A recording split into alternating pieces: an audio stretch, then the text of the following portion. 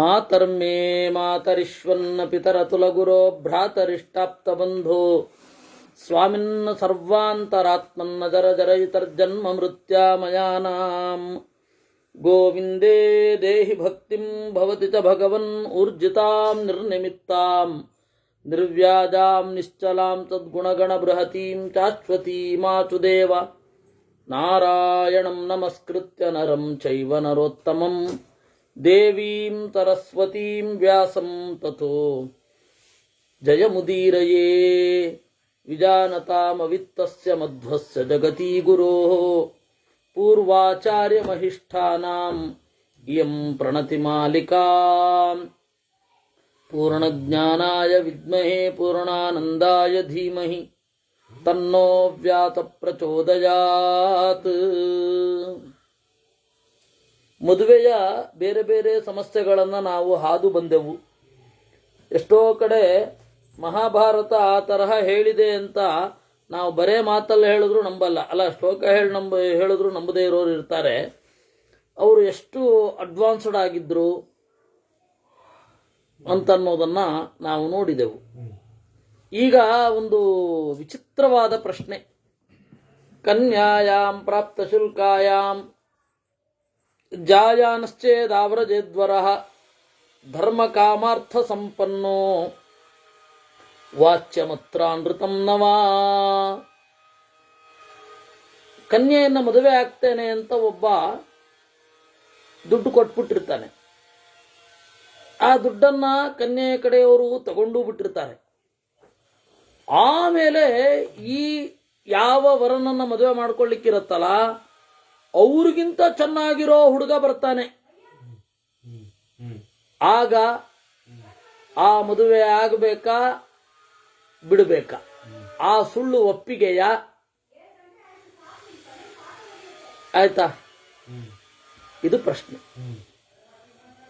ತಸ್ಮಿನ್ ಉಭಯತೋ ದೋಷೇ ಕುರುವನ್ ಶ್ರೇಯಸ್ ಸಮಾಚರೇತ್. ಇಲ್ಲ ಒಪ್ಪಿಕೊಂಡ್ರೂ ಕಷ್ಟ. ಯಾಕೆ? ಕನ್ಯೆಗೆ ಒಬ್ಬ ಒಳ್ಳೆ ವರ ಬಂದಿದ್ದಾಗ ಆ ಒಳ್ಳೆ ವರನಿಗೆ ಕೊಡದೆ ಹೋದ್ರೆ ಬ್ರಹ್ಮಹತ್ಯಾ ಪಾಪ ಬರುತ್ತೆ ಅಂತ ಹೇಳಿದ್ದಾರೆ. ಒಬ್ಬ ಹುಡುಗಿಗೆ ಯೋಗ್ಯನಾದ ವರನನ್ನು ಕೊಟ್ಟು ಮದುವೆ ಮಾಡಬೇಕಾದದ್ದು ಪೋಷಕರ ಕರ್ತವ್ಯ. ಹಾಗೊಮ್ಮೆ ಆಗಲಿಲ್ಲ ಅಂದ್ರೆ ಬ್ರಹ್ಮಹತ್ಯಾ ಪಾಪಕ್ಕೆ ಸಮಾನವಾದದ್ದು ಅಂತ ಇದೇ ಹಿಂದೆ ಹೇಳಿದ್ದಾರೆ. ಈಗ ಗುಣಗಳಿಂದ ಮಿಗಿಲಾದ ಒಬ್ಬ ಹುಡುಗ ಬರ್ತಾನೆ. ಹಿಂದೆ ಗೊತ್ತಿರಲಿಲ್ಲ, ಅವನು ಸಿಕ್ಕಿರಲಿಲ್ಲ, ಇನ್ನು ಮದುವೆ ಆಗಿಲ್ಲ, ಶುಲ್ಕವನ್ನು ಮಾತ್ರ ಪಡ್ಕೊಂಡಿದ್ದಾರೆ. ಈ ಸಂದರ್ಭದಲ್ಲಿ ಆಗಲ್ಲ ಅಂತ ಹೇಳಬೇಕಾ? ಇಲ್ಲವೇ ಮಾತಿಗೆ ಕಟ್ಟು ಬಿದ್ದಿದ್ದೇವೆ ಅಂತ ಹೇಳಿ ಮದುವೆ ಆಗ್ಬಿಡ್ಬೇಕಾ? ಏನ್ ಮಾಡಬೇಕು? ತಸ್ಮಿನ್ ಉಭಯತೋ ದೋಷೇ ಕುರುವನ್ ಶ್ರೇಯಸ್ ಸಮಾಚರೇತ್ ಅಯಂ ತು ಸರ್ವಧರ್ಮಾಣಾಂ ಧರ್ಮಶ್ಚಿಂತ್ಯತಮೋ ಮತಃ. ಎಲ್ಲಕ್ಕಿಂತ ದೊಡ್ಡ ಧರ್ಮದ ಬಗ್ಗೆ ಜಿಜ್ಞಾಸೆ ಇಲ್ಲಿ ಬರುತ್ತೆ. ಒಬ್ಬ ಹುಡುಗಿಗೆ ಯೋಗ್ಯನಿಗಿಂತ ಅತ್ಯಂತ ಯೋಗ್ಯನಾದವನು ಬಂದ್ರೆ ಮದುವೆ ಮಾಡಬೇಕಾ? ಅಥವಾ ಮೊದಲು ನಾವು ಮಾತು ಕೊಟ್ಟಿದ್ದೇವೆ ಅಂತ ಹೇಳಿ ಬಂದವರನಿಗಿಂತ ಸ್ವಲ್ಪ ಕಡಿಮೆಯಾಗಿರುವವನಿಗೆ ಕೊಡಬೇಕಾ? ಯಾಕಂದ್ರೆ ಮದುವೆ ಆದ್ಮೇಲೆ ಒಳ್ಳೆಯವರ ಅಂತ ಬಂದರೂ ಕೂಡ ಅಯ್ಯೋ ಇವನಿಗೆ ಮಾಡಬಹುದಿತ್ತು ಅಂತ ಬಂದಾಗಲೂ ಕೂಡ ಮಾಡ್ಲಿಕ್ಕಾಗಲ್ಲ. ಅದೇ ರೀತಿ ಈಗ ಮಾಡ್ಬೇಕಾ? ಧರ್ಮಂ ತತ್ವಂ ಜಿಜ್ಞಾತಮಾನಾನಾಂ ಚಕ್ಷುರ್ಭವತು ನೋ ಭವಾನ್. ನೀವೇ ಹೇಳಬೇಕು. ತದೇತತ್ ಸರ್ವಮಾಚಕ್ಷ್ವ ನಹಿ ತೃಪ್ಯಾಮಿ ಕಥ್ಯತಾಂ. ಎಲ್ಲವನ್ನ ಹೇಳು, ಏನ್ ಮಾಡಿದ್ರು ನನಗೆ ತೃಪ್ತಿ ಇಲ್ಲ. ಭೀಷ್ಮಃ ನವೈ ನಿಷ್ಠಾಕರಂ ಶುಲ್ಕಂ ಜಾತ್ವಾ ಸೀತ್ತೇನ ನಾನೃತಂ ನಹಿ ಶುಲ್ಕ ಪರಾಸ್ಸಂತಹ ಕನ್ಯಾಂ ದದತಿ ಕರ್ಹಿಚಿತ್. ನಹಿ ನಿಷ್ಠಾಕರಂ ಶುಲ್ಕಂ. ಹಣದ ಮೇಲೆ ವಿಪರೀತ ಅವಲಂಬಿತರಾಗಬಾರದು. ಅದರಿಂದಾಗಿ ವಾಪಸ್ಸು ಕೊಟ್ಟು ಹೇಳಿದ್ರೆ ಸುಳ್ಳಿನ ದೋಷ ಇರೋದಿಲ್ಲ. ಎರಡನೆಯದ್ದು ನಹಿ ಶುಲ್ಕಪರಾಸ್ಸಂತಹ, ಶುಲ್ಕವನ್ನೇ ನೋಡುವವರು ಇದನ್ನು ಗಮನಿಸೋದೇ ಇಲ್ಲ. ಪರ ಗುಣವಂತನಾಗಿದ್ದಾನೋ ಇಲ್ವೋ ಅಂತ ಗಮನಿಸೋಲ್ಲ ಅಂದ್ರು. ಯಾಕೆಂದ್ರೆ ಅವರಿಗೆ ಭೀಷ್ಮಾಚಾರ್ಯರೇ ಒಂದು ಮದುವೆ ಹಿಂಗೆ ಮಾಡಿದ್ದಾರೆ. ಧೃತರಾಷ್ಟ್ರನನ್ನ ಮದುವೆ ಆಗಬೇಕು ಅಂದಾಗ ಅವರು ಕನ್ಯಾಶುಲ್ಕವನ್ನು ಕೊಟ್ಟು ಕನ್ಯೆಯನ್ನು ಖರೀದಿ ಮಾಡಿದ್ದು. ಹೀಗಾಗಿ ಈ ಪ್ರಶ್ನೆಯೇ ಬೇಡ ಅಂತಾರವರು.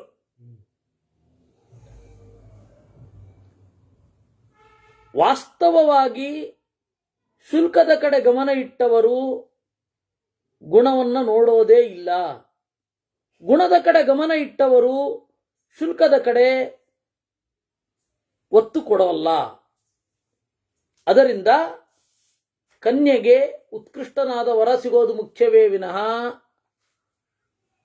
ಇನ್ನೂ ನಿಶ್ಚಯವಾಗದೇ ಇದ್ದಾಗ ನೀವು ಶುಲ್ಕವನ್ನು ಪಡೆದಿದ್ರೆ ವಾಪಸ್ ಮಾಡಬಹುದು, ಅಲ್ಲಿ ಈ ಪ್ರಶ್ನೆಯೇ ಬರಲ್ಲ ಅಂದ್ರು. ಇದೊಂದು ರೀತಿ ಹೇಗಿದೆ ಅಂದ್ರೆ ಜಿಪ್ರಶ್ನಾತ್ಮಕತ್ವ ಅಂತ ಒಂದು ದೋಷ ಸಂಸ್ಕೃತದಲ್ಲಿ ಹೇಳೋದು. ಎರಡು ಪ್ರಶ್ನೆಯೇ ತಪ್ಪು ಅಂತ. ಉದಾಹರಣೆಗೆ ಏಕಾದಶಿ ಊಟ ಮಾಡೋದೇ ಆದರೆ ನೈವೇದ್ಯ ಮಾಡಬೇಕೇ ಮಾಡಬಾರ್ದೇ? ಆ ಪ್ರಶ್ನೆಯೇ ತಪ್ಪು. ದೊಡ್ಡ ಬುದ್ಧಿವಂತರ ಹಾಗೆ ಕೆಲವರು ಪ್ರಶ್ನೆ ಕೇಳ್ತಾರೆ. ದೇವರು ತನ್ನ ಸಾಮರ್ಥ್ಯಕ್ಕೆ ಮೀರಿದ ಬಂಡೆಯನ್ನು ಸೃಷ್ಟಿ ಮಾಡಿ ಅದನ್ನು ಎತ್ತಬಲ್ಲನೇ ಇಲ್ಲವೇ ಅಂತ. ಆ ಪ್ರಶ್ನೆಯ ಮೊದಲೇ ತಪ್ಪಿದೆ. ಯಾಕೆಂದ್ರೆ ಇದೆಲ್ಲವೂ ನಿಮ್ಮ ಊಹೆ ಆದ್ದರಿಂದ, ಸಿಗಿಸ್ಬೇಕು ಅಂತ ಮಾಡಿರೋದ್ರಿಂದ ಈ ಪ್ರಶ್ನೆಯಲ್ಲೇ ಮೊದಲು ತಪ್ಪಿದೆ ಅಂತ ಪ್ರಶ್ನೆಯ ಕಡೆ ಗಮನ ತೆಡಿಬೇಕೇ ವಿನಃ ಅದನ್ನು ಯೋಚನೆ ಮಾಡ್ತಾ ಕುತ್ಕೊಂಡ್ಬಿಡೋದಲ್ಲ. ಹಾಗೆ ಇದು ಶುಲ್ಕಪರರಾದವರು ಗುಣದ ಬಗ್ಗೆ ಯೋಚನೆ ಮಾಡಲ್ಲ. ಗುಣದ ಬಗ್ಗೆ ಯೋಚನೆ ಮಾಡ್ತಾ ಇದ್ದಾರೆ ಅಂದ್ರೆ ಶುಲ್ಕವನ್ನು ಕಳ್ಕೊಳ್ಳಿಕ್ಕೆ ತಯಾರಿರ್ತಾರೆ. ಅನ್ಯೈರ್ಗುಣೈರುಪೇತಂತು ಶುಲ್ಕಂ ವಾಂಛಂತಿ ಬಾಂಧವಾ ಅಲಂಕೃತಾಂ ವಹಸ್ವೇತಿ ಯೋ ದದ್ಯಾದನುಕೂಲತಃ ತಚ್ಚ ತಾವದ್ ದದಾತ್ಯೇವ ನ ಶುಲ್ಕಂ ವಿಕ್ರಯೋ ಹಿ ಸಹ. ಒಂದೊಮ್ಮೆ ಶುಲ್ಕದ ಕುರಿತು ಮಾತನಾಡೋದೇ ಆದರೆ ಅದು ದಾನ ಅಲ್ಲಪ್ಪ, ವಿಕ್ರಯ, ಮಾರಾಟ. ಅದು ಹೆಣ್ಣನ್ನ ಮಾರುವುದು ಅಥವಾ ಇನ್ವೆಸ್ಟ್ ಮಾಡೋದು ಅಂತ ಹೇಳಬಹುದು. ಹೆಣ್ಣೇ ಅವು ಇಷ್ಟು ಇದೆ, ಇಷ್ಟು ಸಂಪತ್ತಿದೆ ಅಂತ ಮದುವೆ ಆದರೆ ಅದು ಇನ್ವೆಸ್ಟ್ಮೆಂಟ್. ಇವ್ರು ಮಾಡಿದ್ರೆ ನಾವು ಮದುವೆ ಮಾಡಿಕೊಡ್ತೇವೆ, ನಮ್ಮ ಹೆಣ್ಣನ್ನು ಮದುವೆ ಆಗಲಿಕ್ಕೆ ನೀವು ಇಷ್ಟು ದುಡ್ಡು ಕೊಡಬೇಕು ಅಂತ ಹೇಳಿದ್ರೆ ಅದು ಮಾರಾಟ. ಹೀಗಾಗಿ ಈ ಕ್ವಶ್ಚನ್ನೇ ತಪ್ಪು ಅಂದ್ಬಿಟ್ರು. ತಾತ್ಪರ್ಯ ಏನಾಯ್ತು? ಇವನಿಗೆ ನೋಡಿರ್ತಾರೆ ಈ ವರನಿಗೆ ಕೊಡಬಹುದು ಅಂತ, ಅವನಿಗಿಂತ ಯೋಗ್ಯನಾದವ ಇನ್ನೊಬ್ಬ ಬಂದ ಅಂದ್ರೆ ಕೊಡಬೇಕು. ಶುಲ್ಕ ಇದೆ, ಶುಲ್ಕ ತಗೊಂಡ್ಬಿಟ್ಟಿದೀವಿ, ಅದನ್ನು ವಾಪಸ್ ಕೊಡ್ಬೇಕಾ ಅಂದ್ರೆ ಅದು ಕೊಡೋದಾದ್ರೆ ಕೊಡಬೇಕು, ಇಲ್ಲ ಅಂತಂದ್ರೆ ಇವನಿಗೆ ಬದ್ಧವಾಗಿರ್ಬೇಕು. ಇದು ಮಾರಾಟ ಆಗೋಯ್ತು, ಕನ್ಯಾದಾನ ಆಗಲಿಲ್ಲ. ಕನ್ಯಾದಾನ ಅಂದ್ರೆ ಏನು? ಕನ್ಯಾದಾನ ಅಂತ ಹೇಳಿದರೆ ಧರ್ಮದಲ್ಲಿ ಜೊತೆಗಾತಿಯಾಗಿರಲಿ ಅಂತ ನಾವು ಕೊಡೋದೇ ವಿನಃ ಕೇವಲ ಅರ್ಥಕಾಮಗಳಲ್ಲ.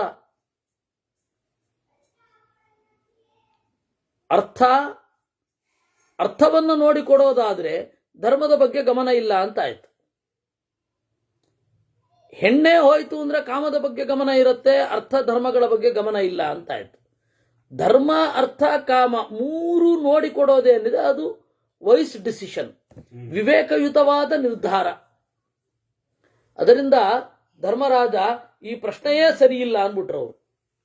ಪ್ರತಿಗೃಹ್ಯ ಭವೇದ್ದೇಯಂ ಏಷ ಧರ್ಮ ಸನಾತನಃ ದಾಸ್ಯಾಮಿ ಭವತೆ ಕನ್ಯಾಂ ಇತಿ ಪೂರ್ವಂ ನ ಭಾಷಿತಂ ಯೇ ಚೈವಾಹುರ್ಯೇ ಚ ನಾಹುಃ ಯೇ ಚಾವಶ್ಯಂ ದದತ್ಯುತ. ನೀವು ಅಲ್ಲಿಯೂ ಕೂಡ ಹೇಳಿದೀರಾ ಕೊಟ್ಟೆ ಕೊಡ್ತೇನೆ ಅಂತ, ಮಾತಿನಲ್ಲಿ ಕೊಡಬೇಕು. ಇಲ್ಲ ಹೇಳಿಲ್ವಾ, ಬೇರೆ ಕೊಡಬಹುದು. ಈಗ ಇಬ್ಬರು ವರ ಬಂದ್ರು, ಮೊದಲು ಒಬ್ಬ ವರ ಬಂದ, ಅವನಿಗೆ ನಾವು ಒಪ್ಕೊಂಡಿದ್ವಿ, ಕೊಡಬಹುದು ಅಂತ ನಾವು ಅಂದ್ಕೊಂಡಿದ್ವಿ. ಹೇಳ್ಬಿಟ್ರೆ ಬಾಯಲ್ಲಿ ಅದೇ ನಿಶ್ಚಿತಾರ್ಥ. ನಿಶ್ಚಿತಾರ್ಥಕ್ಕೆ ಈಗ ಎಲ್ಲ ಏನ್ ನಡೀತಾ ಇದೆ ಹಾಗೇನಿಲ್ಲ. ನಿಶ್ಚಿತಾರ್ಥಕ್ಕೆ ಈಗ ಎಂತೆಂಥದೋ ಮಾಡ್ತಾರೆ, ಉಂಗುರ ಬದಲಾಯಿಸ್ಕೊಳ್ಳೋದು ಇವುಗಳೆಲ್ಲ ಮಾಡ್ತಾರೆ. ಅದೆಲ್ಲ ಅಸಂಗತ. ಅಕಸ್ಮಾತ್ ಒಂದು ವೇಳೆ ಇಲ್ಲ ಮದುವೆನೇ ನಿಶ್ಚಯವೇ ಆಗಿರ್ಲಿಲ್ಲ ಅಂದ್ಬಿಟ್ಟಿದ್ರೆ ಇತೋ ಕೊಡಬೇಕು ಅಂತ ಏನೂ ಇಲ್ಲ, ನಾವು ತಗೊಳ್ತೀವಿ ಅಂತನೂ ಏನೂ ಇಲ್ಲ ಅಂತ ಅಪಲಾಪ ಮಾಡಬಾರದು ಅಂತ ಊರ ಪ್ರಮುಖರ ಸೈನ್ ಹಾಕಿಸ್ಕೊತಾ ಇದ್ರು ಆಗ. ಇಲ್ಲಿ ಹೆಣ್ಣಿನ ಸಮ್ಮತಿ ಪಡೆದವನು ಇದು ಕೊಡ್ಬೇಕಲ್ವಾ, ಕೊಡ್ತೀವಿ ಇಲ್ಲ ಅನ್ನೋದನ್ನ ಇವನಾಗೆ ತೀರ್ಮಾನ ಮಾಡ್ಬಿಟ್ಟು ಹೆಣ್ಣಿನ ಸಮ್ಮತಿ ಕೇಳದೆ ಇದ್ರೆ ಸುಭದ್ರೆ ವಿಷಯದಲ್ಲಿ ಆತರ ಆಯ್ತಲ್ಲ. ಬಲರಾಮ ಕೊಡ್ತೀನಿ ಅಂತ ಹೇಳ್ಬಿಟ್ಟ ಇವನಿಗೆ, ಕೊಡ್ತೀನಿ ಅಂತ ನಿಶ್ಚಯ ಇದು ತೀರ್ಮಾನ ಆಗ್ಬಿಟ್ಟಿದೆ ಅಂತ ಹೇಳಿ ಅಲ್ಲಿ ಅಪ್ಲೈ ಮಾಡಿದ್ರೆ ಸುಭದ್ರನ್ ಕೊಡ್ಬೇಕಾಗಿತ್ತು. ದಿಲೀಪ್ ಅವ್ರ ಪ್ರಶ್ನೆ ಏನು ಅಂದ್ರೆ, ಈಗ ಸುಭದ್ರೆಯನ್ನ ಅರ್ಜುನನಿಗೆ ಮದುವೆ ಮಾಡಿ ಕೊಟ್ರು. ಅರ್ಜುನನಿಗೆ ಮದುವೆ ಮಾಡಿ ಕೊಡುವಾಗ ಅರ್ಜುನನದ್ದು ತಪ್ಪಿಲ್ಲ ಅಂತ ದೇವರು ಹೇಳ್ದ. ಯಾಕೆ? ಬಲರಾಮ ಮೊದಲು ಮಾತು ಕೊಟ್ಬಿಟ್ಟಿದ್ದಾನೆ ದುರ್ಯೋಧನನಿಗೆ, ಹೆಣ್ಣನ್ನ ಕೇಳಿಲ್ಲ. ಹೆಣ್ಣಿಗೆ ಒಲವು ಯಾರ ಕಡೆ ಇದ್ದದ್ದು? ಅರ್ಜುನನ ಕಡೆಗಿದ್ದದ್ದು. ಹೀಗಾಗಿ ಸುಭದ್ರ ಮಾಡಿದ್ದು ಸರಿ ಅಂತ ನೀವು ಹೇಳ್ತಾ ಇದ್ದೀರಾ, ಕೃಷ್ಣ ಮಾಡಿದ್ದು ಸರಿ ಅಂತ ನೀವು ಹೇಳ್ತಾ ಇದ್ದೀರಾ. ಈ ಕೊಡಬೇಕು ಅಂತ ಹೇಳಿ ಕೊಟ್ಟಿದ್ದರೆ ಸುಭದ್ರೆಯನ್ನ ದುರ್ಯೋಧನನಿಗೆ ಕೊಡಬೇಕಿತ್ತು. ಅಂದ್ರೆ ಒಟ್ಟು ಈ ಪ್ರಶ್ನೆಯ ಉದ್ದೇಶ ಏನು ಅಂದ್ರೆ, ಹೆಣ್ಣಿನ ಒಪ್ಪಿಗೆ ಇಲ್ಲದೆ ನಿಮಗೆ ಕೊಡ್ತೇನೆ ಅಂತ ಮಾತು ಕೊಡಬಹುದಾ ಅನ್ನೋದು ಮೈನ್ ಥೀಮ್. ಆ ಪ್ರಶ್ನೆ ಇರೋದಲ್ಲಿ ಯಾರನ್ನ ಅಂತ ಪ್ರಶ್ನೆ ಬರುತ್ತೆ. ಕ್ಷತ್ರಿಯ ಯುವತಿಯನ್ನ ಹಾಗೆ ಮಾಡೋ ಹಾಗಿಲ್ವೇ ಇಲ್ಲ ಅವತ್ತಿನ ಕಾಲದಲ್ಲಿಯೂ ಕೂಡ. ಕೊಡೋದಾದ್ರೆ ಯಾರನ್ನು ಕೊಡಬೇಕು? ಬ್ರಾಹ್ಮಣನಿಗೆ ಕೊಡ್ತೀನಿ ಅಂದ್ರೆ ಇವೆಲ್ಲ ಅಪ್ಲೈ ಆಗೋದು. ನಾ ಹೇಳಿದೆ ಅದಕ್ಕೆ. ಬ್ರಾಹ್ಮಣರಿಗೆ ಕೊಡೋದು ಅಂದ್ರೆ ಹೇಗೆ ಕೊಡೋದು? ಧರ್ಮದಲ್ಲಿ ಜೊತೆಯಾಗಿರ್ಲಿ ಅಂತ ಕೊಡೋದು. ಅವನು ಅಲ್ಲಿ ಹೇಳ್ತಾನೆ, ಧರ್ಮಾರ್ಥ ಕಾಮಗಳಲ್ಲಿ ನೀನು ನನ್ನ ಜೊತೆಗಾರ್ತಿ ಅಂತಾನೆ. ಇದು ಬ್ರಾಹ್ಮಣನಿಗೆ ಕೊಡ್ತೇನೆ ಅಂತ ಹೇಳಿದ್ದಲ್ಲ ದುರ್ಯೋಧನನನ್ನ. ದುರ್ಯೋಧನ ಯಾಕೆ ಕೇಳಿದ್ದು? ಅವಳು ಚಲುವೆ ಒಂದು ಹೌದು, ಎರಡನೆಯದ್ದು ಪಾಂಡವರನ್ನ ಕಟ್ಟಿ ಹಾಕಬಹುದು ಅಂತ. ನೋಡಿ, ರಾಜರು ಎಷ್ಟು ಕ್ರೌರ್ಯದಿಂದ ಇರ್ತಾರೆ ಅಂದ್ರೆ ನೀವು ಇಮ್ಯಾಜಿನ್ ಮಾಡ್ಲಿಕ್ಕೆ ಸಾಧ್ಯ ಇಲ್ಲ. ಒಬ್ಬ ಎದುರಾಳಿ ರಾಜ ಮದುವೆ ಮಾಡ್ಕೊಂಡು ಕೂಡಲೇ ಸಾಯ್ತಾನೆ ಅಂತ ಗೊತ್ತಾದಾಗ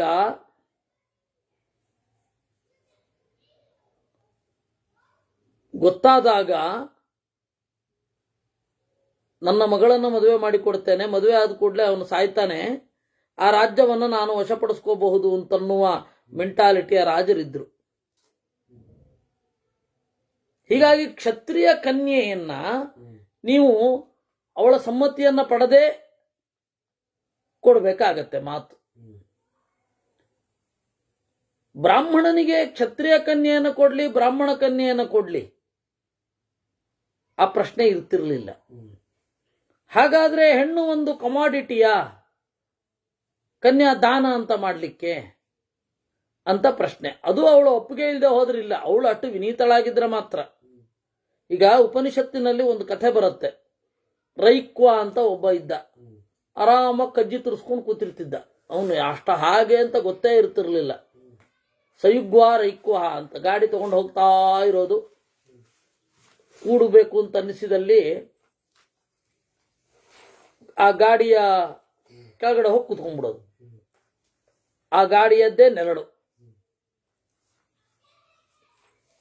ಸುಖವಾಗಿ ಕೂತಿರ್ತಿದ್ದ. ಅವನಿಗೆ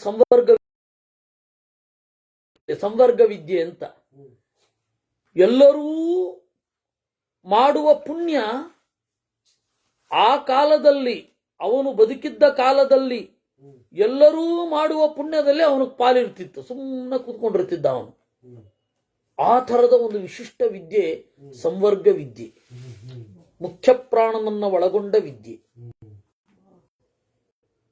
ಆ ಸಂವರ್ಗ ವಿದ್ಯೆ ಆ ರೈಕ್ವನಿಗೆ ಗೊತ್ತಿತ್ತು. ಅಲ್ಲ, ಅಲ್ಲೊಬ್ಬ ರಾಜ ಇದ್ದ, ಜಾನಶ್ರುತಿ ಅಂತ. ಜಾನಶ್ರುತಿರಹ ಪೌತ್ರಾಯಣ ಶ್ರದ್ಧಾದೇಯ. ಅವನು ದಾನ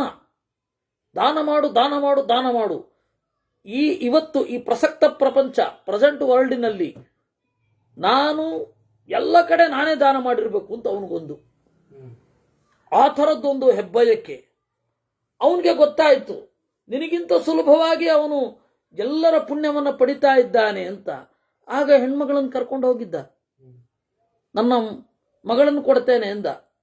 ಆ ಮಗಳ ಮುಖವನ್ನು ನೋಡಿ ಅವಳ ಶ್ರದ್ಧೆಯನ್ನು ಗಮನಿಸಿ ರೈಕ್ವ ಅವಳಿಗೆ ಉಪದೇಶ ಮಾಡಿದ. ಅವನು ಕೇಳಿಸ್ಕೊಂಡ. ಆ ಥರ ಆಗಿದ್ದು ಇರುತ್ತೆ.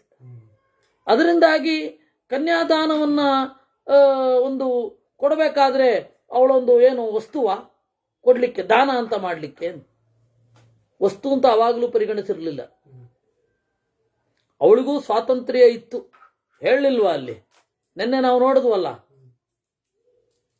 ಧರ್ಮ ಪೋಷಕವಾಗಿ ಅವನು ಮಾಡದೆ ಹೋದ್ರೆ 3 ವರ್ಷ ಕಾದು ತನ್ನ ಗಂಡನನ್ನು ಅವಳು ಆಯ್ಕೆ ಮಾಡ್ಕೋಬಹುದು ಅಂತ ಮನುವೇ ಹೇಳಿದ್ದು.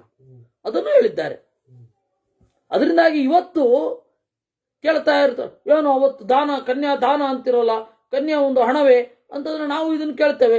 ಎಲ್ಲವನ್ನ ನೋಡ್ಕೊಂಡು ಮದುವೆ ಆಗ್ತಾರಲ್ಲ, ಇನ್ವೆಸ್ಟ್ಮೆಂಟ್ ಅಲ್ವಾ ಅದು ಅಂತ ನಾವು ಕೇಳಿದ್ರಿ. ಇವತ್ತು ನಿಮ್ಮ ಸೌಂದರ್ಯವನ್ನ ಇನ್ವೆಸ್ಟ್ ಮಾಡ್ತಾ ಇದ್ದೀರಾ, ನಿಮ್ಮ ಭದ್ರತೆಗಾಗಿ ನಿಮ್ಮ ಸೌಂದರ್ಯವನ್ನ ಇನ್ವೆಸ್ಟ್ ಮಾಡ್ತಾ ಇದ್ದೀರಾ, ಇದು ತಪ್ಪಲ್ವಾ ಅಂತ ನಾವು ಅವ್ರಿಗೂ ಕೇಳ್ಬೋದಲ್ಲ, ಹೆಣ್ಣು ಮಕ್ಕಳಿಗೆ.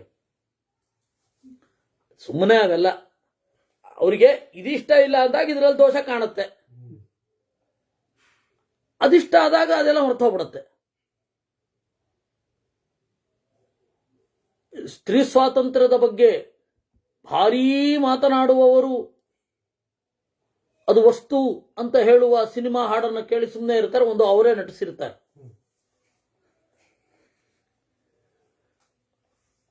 ಸುಮ್ಮನೆ ಅವೆಲ್ಲ ಈ ಯಾವ ವಾದಗಳಿಗೂ ಆಳ ಇಲ್ಲ, ಅರ್ಥ ಇಲ್ಲ. ಇವತ್ತಿನ ಸ್ತ್ರೀವಾದ ಏನಿದೆ ಅದು ಯಾವುದಕ್ಕೂ ಅರ್ಥ ಇಲ್ಲ. ಕನ್ಯಾದಾನ ಅಂತ ಮಾಡ್ತೀರಾ, ಹಾಗೆ ಪುರುಷ ದಾನ ಅಂತ ಯಾಕೆ ಮಾಡಲ್ಲ? ಪುರುಷನಿಗೆ ಕನ್ಯೆಯ ದಾನ ಮಾಡೋದು, ಯಾಕೆಂದ್ರೆ ಅಲ್ಲಿ ಇಚ್ಛೆ ಇರೋದು ಪುರುಷನಿಗೆ ಸೃಷ್ಟಿ ಮಾಡಬೇಕು ಅಂತ. ಹೀಗಾಗಿ ಧರ್ಮದ ಮಾರ್ಗದಲ್ಲಿ ನಡೆಯುವವನಿಗೆ ಸಹಕಾರಿಯಾಗಲಿ ಅಂತ ಹೇಳಿ ಮಾಡ್ತಾ ಇರೋದು. ಎಲ್ಲಾ ಕಾಲಕ್ಕೂ ಅದನ್ನೇ ಮಾಡೋದು. ಇವರು ಇದನ್ನೇ ಇಸ್ಲಾಮನ್ನ ಪ್ರಶ್ನೆ ಮಾಡುವಲ್ಲ. ನಾವು ಇಲ್ಲಿ ಕುಂಕುಮ ಹಚ್ಚಿಕೋ ಅಂತ ಹೇಳಿದ್ರೆ ಸ್ತ್ರೀ ಸ್ವಾತಂತ್ರ್ಯದ ಮೇಲೆ ದಬ್ಬಾಳಿಕೆ ಅಂತ ಆಗೋಗುತ್ತೆ ಇವ್ರಿಗೆ. ಅದು ಇಡೀ ಬುರ್ಕ ಹಾಕೋಬಹುದು, ಈ ತರಹ ಇರುತ್ತೆ. ಆದ್ರೆ ಯಾವನು ಪ್ರಶ್ನೆ ಮಾಡಲ್ಲ ಅದನ್ನು. ಹೀಗೆ ಯಾವಳೂ ಪ್ರಶ್ನೆ ಮಾಡಲ್ಲ, ಹೀಗಿರುತ್ತೆ. ಅದು ಪಾರ್ಶಿಯಾಲಿಟಿ, ಸುಮ್ಮನೆ ತಲೆನೇ ಕೆಡಿಸ್ಕೊಳ್ಬಾರ್ದು ಅದಕ್ಕೆ. ಆದರೆ ವಾಸ್ತವವಾಗಿ ನಮಗೆ ತತ್ವಜಿಜ್ಞಾಸುಗಳಿಗೆ ಏನಿರಬೇಕು ಪ್ರಜ್ಞೆ ಅಂತ ಹೇಳಿದ್ರೆ, ಅವತ್ತು ಆ ಕನ್ಯೆ ನಾನು ಆಗೋಲ್ಲ ಅಂತ ಹೇಳಿದ್ರೆ ಆಗೋ ಅಗತ್ಯ ಇಲ್ಲ. ಅವಳು ಒಪ್ಪಿಕೊಂಡಿದ್ರೆ ಮಾತ್ರ ಅವಳನ್ನು ದಾನ ಅಂತ ಕೊಡೋದು. ಇದು ಸರಿಯಾದ ಉತ್ತರ. ತಸ್ಮಾತ್ ಆಗ್ರಹಣಾತ್ ಪಾಣೇ ಯೇ ವದಂತಿ ಪರಸ್ಪರಂ ಕನ್ಯಾವರ ಪುರಾದತ್ತೋ ಮರುದ್ಭಿರಿತಿನ ಶ್ರುತಂ. ಮರುದ್ದೇವತೆಗಳು ಕನ್ಯೆಯರಿಗೆ ವರವನ್ನು ಕೊಟ್ಟಿದ್ದಾರೆ. ಏನು? ಅವರು ಬಯಸಿದವರನ್ನ ಆಗಬಹುದು, ಧರ್ಮದ ಚೌಕಟ್ಟಿನಲ್ಲಿಯೇ ಆಗಬೇಕು. ನಾನಿಷ್ಟಾಯ ಪ್ರದಾತವ್ಯ ಕನ್ಯಾ ಇತಿ ಋಷಿ ಚೋದನಾ. ಕನ್ಯೆಯರಿಗೆ ಯಾರು ಇಷ್ಟ ಇಲ್ಲ ಅವ್ರಿಗೆ ಕೊಡಬೇಡಿ ಅಂತ ಹೇಳಿ ಋಷಿ ಚೋದನಾ. ಋಷಿಗಳ ಮಾತು ಇದೆ, ನೆನಪಿಡಿ. ನಿಮಗೆ ಸಂಸ್ಕೃತ ಇದನ್ನ 2 ಬಾರಿ ಮನನ ಮಾಡಿದ್ರೆ ಅದು ಗೊತ್ತಾಗ್ಬಿಡತ್ತೆ. ನಾನಿಷ್ಟಾಯ ಪ್ರದಾತವ್ಯ ನ ಅನಿಷ್ಟಾಯ ಪ್ರದಾತವ್ಯ ಕನ್ಯಾ ಇತಿ ಋಷಿ ಚೋದನಾ. ಇಷ್ಟ ಇಲ್ಲದಿದ್ದರೂ ಕನ್ಯೆಯನ್ನ ದಬ್ಬಬೇಕು ಅಂತ ಇಲ್ಲ, ಅದೇನಿದ್ರು ಅವರು ಕೊಟ್ಬಿಟ್ಟಿದೀವಿ. ಪಶ್ಚಿಮ ದಿಕ್ಕಿಗೆ ತಿರುಗುವವರಿಗೆ ಕೊಟ್ಬಿಟ್ಟಿದೀವಿ. ಅವರು ಬೆಳಕಿನ ಕಡೆ ತಿರುಗಲ್ಲ, ಬೆಳಕಿಗೆ ಬೆನ್ನು ಮಾಡೋರು ಅವರು ಕೊಟ್ಬಿಟ್ಟಿದೀವಿ. ನಾವು ಮೊದಲಿನಿಂದಲೂ ನಮ್ಮ ನುಡಿ ಇದೆ. ಕನ್ಯೆಯರಿಗೆ ಇಷ್ಟವಿಲ್ಲದೆ ಇರೋರು ಕೊಡಬೇಡಿ. ಆಯಿತು, ನಾನು ದಾನವಾಗಿ ಹೋಗ್ತೇನೆ ಅಂತ ಸಂತೋಷಪಟ್ಟವರಿಗೆ ಕೊಡಿ, ಸಂತೋಷಪಟ್ಟವರನ್ನು ಕೊಡಿ. ತನ್ಮೂಲಂ ಕಾಮಮೂಲಸ್ಯ ಪ್ರಜನಸ್ಯೇತಿ ಮೇಮತಿಃ. ಮೇಮತಿಃ, ಇದು ನನ್ನ ಒಪಿನಿಯನ್.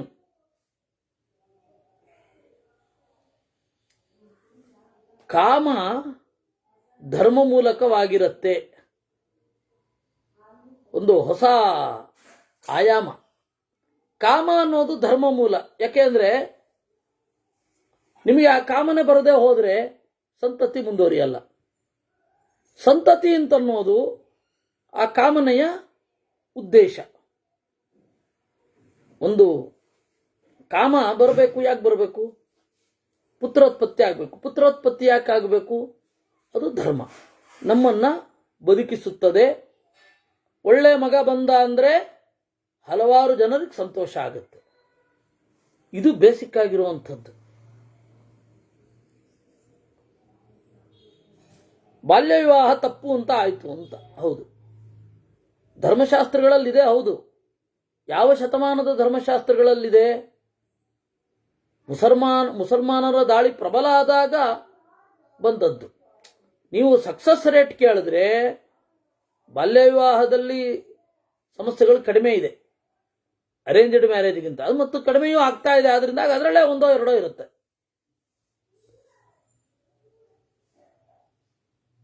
ಆದರೆ ಬಾಲ್ಯ ವಿವಾಹದಲ್ಲಿ ಅರ್ಥ ಇಲ್ಲ. ಬಾಲ್ಯ ವಿವಾಹ ಮಾಡೋದ್ರಲ್ಲಿ ಅರ್ಥ ಇಲ್ಲ. ಯಾಕೆಂದ್ರೆ ಏನು ಅನ್ನೋದೇ ಗೊತ್ತಿರಲ್ಲ.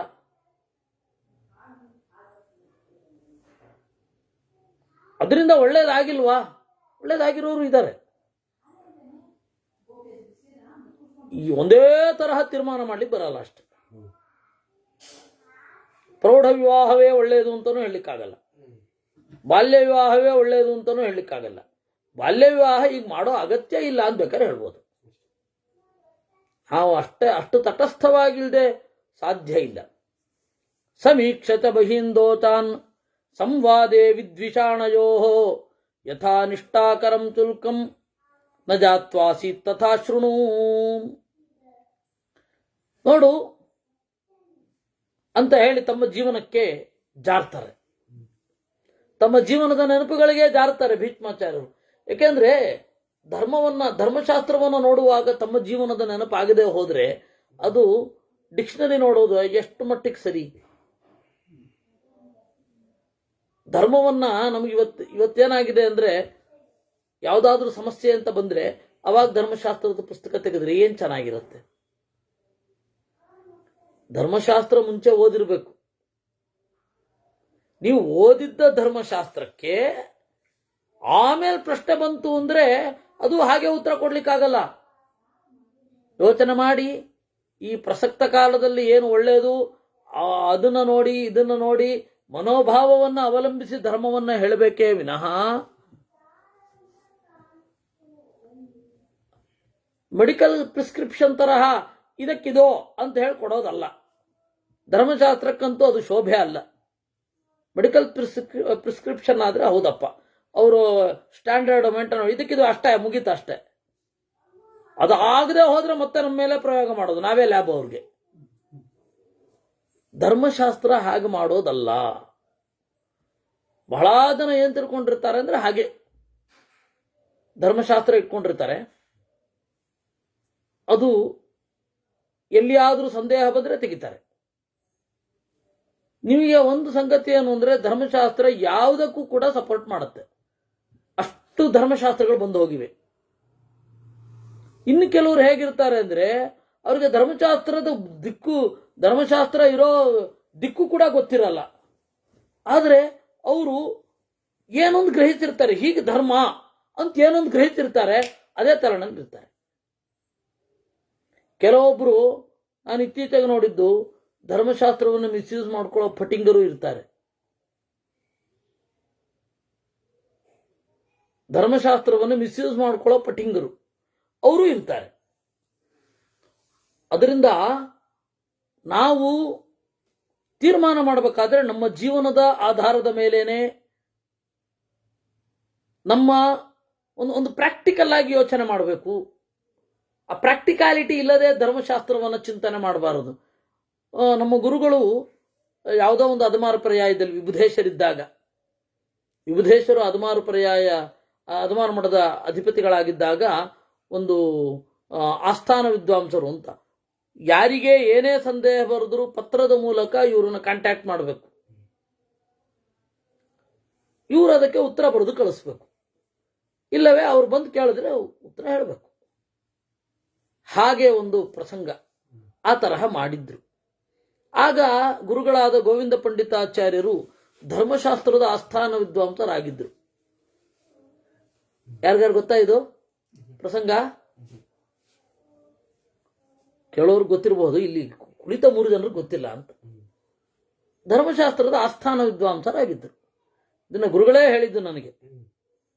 ಅವಾಗ ಈ ಒಬ್ಬ ಚಿಕ್ಕ ಹುಡುಗಿ ಸತ್ತೋದ್ಲು. ಒಂದು 16-17 ವರ್ಷದ ಹುಡುಗಿ ಸತ್ತೋದ್ಲು. ಮದುವೆ ಆಗಿರಲಿಲ್ಲ.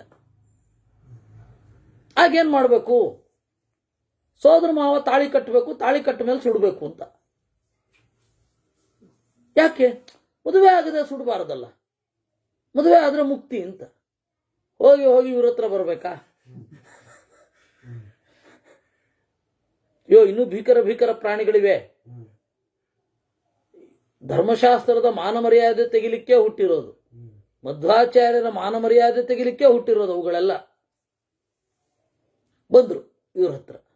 ಇವ್ರು ಹೇಳಿದ್ರು, ಯಾರನ್ನ ಮದುವೆ ಆಗ್ತಾ ಇರೋ, ದೇಹನೋ ಜೀವನೋ ಅಂತ ಕೇಳಿದ್ರು.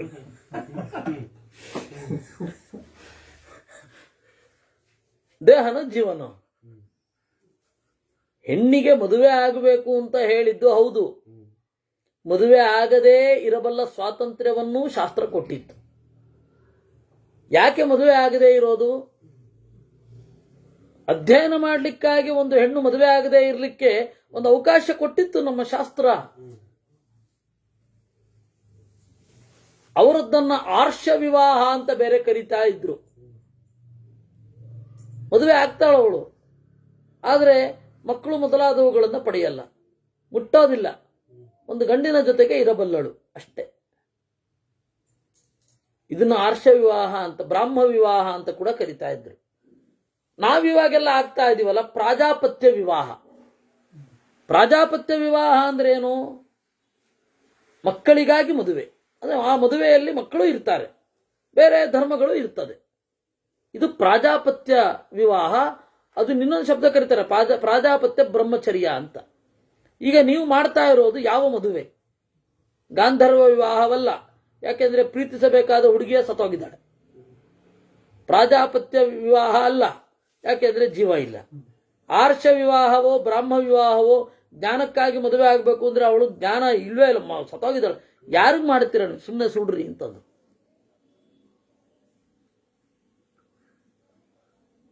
ಇಷ್ಟೊಂದು ಭೀಕರ. ಇನ್ನೊಂದು ಭೀಕರವಾದ ಸಂಗತಿ ಇದೆ, ಅದನ್ನು ಹೇಳಲೇಬೇಕು. ಯಾವ್ಯಾವ ರೀತಿ ಮಾನ ಮರ್ಯಾದೆ ತೆಗೆದಿದ್ದಾರೆ ಮಧ್ವಾಚಾರ್ಯರದ್ದು ಅಂತ ಹೇಳ್ಬೇಕಲ್ಲ ನಾನು. ಒಬ್ರು ವಯಸ್ಸಾದವರು ಹೋದ್ರು, ವೃದ್ಧೆ, ಶವದಾಹ ಆಗಬೇಕು ಅಂದ್ರೆ ಅಲ್ಲಿಯ ಕೂದಲನ್ನೆಲ್ಲ ತೆಗಿಬೇಕು ಅಂತಂದ್ರು ಒಬ್ರು. ಬೆಂಗಳೂರಿನ ಬ್ರಹ್ಮಣಸ್ಪತಿಗಳೊಬ್ಬರ ಶಿಷ್ಯರು. ತೆಗಿಬೇಕು, ಕೂದಲು ತೆಗಿಬೇಕು, ಕೂದಲನ್ನ ಬೋಳಿಸಬೇಕು. ಇಲ್ಲ ಮಡಿಗೆ ಬರಲ್ಲ. ಯಾವ ಮಡಿ? ಸುಡ್ತಾ ಇದ್ದಾರೆ ಮಡಿ ಅಂತೆ ಇವರು. ಇದು ಯಾವ ನ್ಯಾಯ ಇದು? ಇದೆಲ್ಲ ಅವರ ದಡ್ಡತನದಿಂದ ಕೆಟ್ಟ ಹೆಸರು ಬರೋದು ಮಧ್ವಾಚಾರ್ಯರಿಗೆ.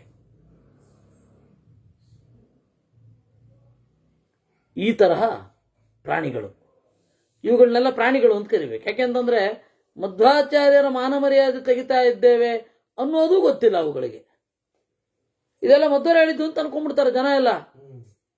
ಅವ್ರು ಯಾಕೆ ಹೇಳ್ತಾರೆ? ಇರ್ಲಿ.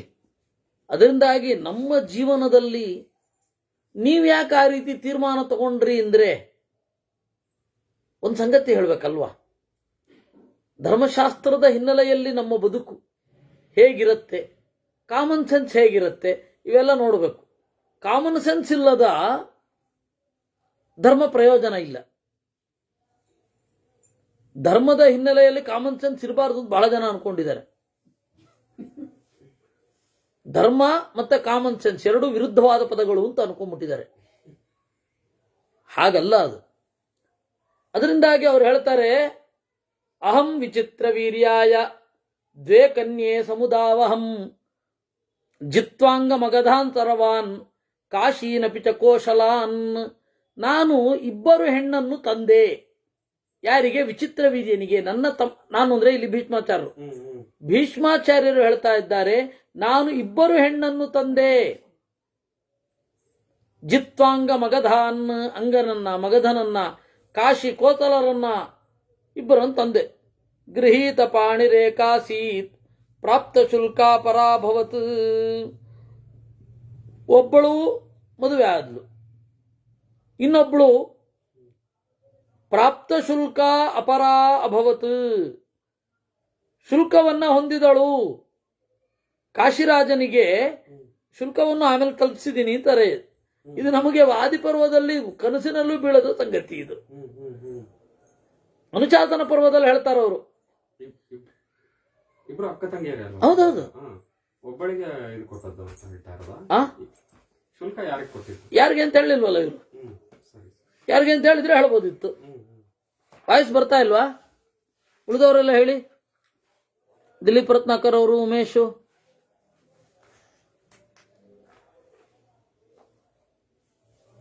ಬರ್ತಿಲ್ವ ವಾಯ್ಸು? ಸರಿ ಇದೆ. ಪಾಣೌ ಗೃಹೀತ ತತ್ರೈವ ವಿಸರ್ಜ್ಯ ಇತಿ ಮೇ ಪಿತಾ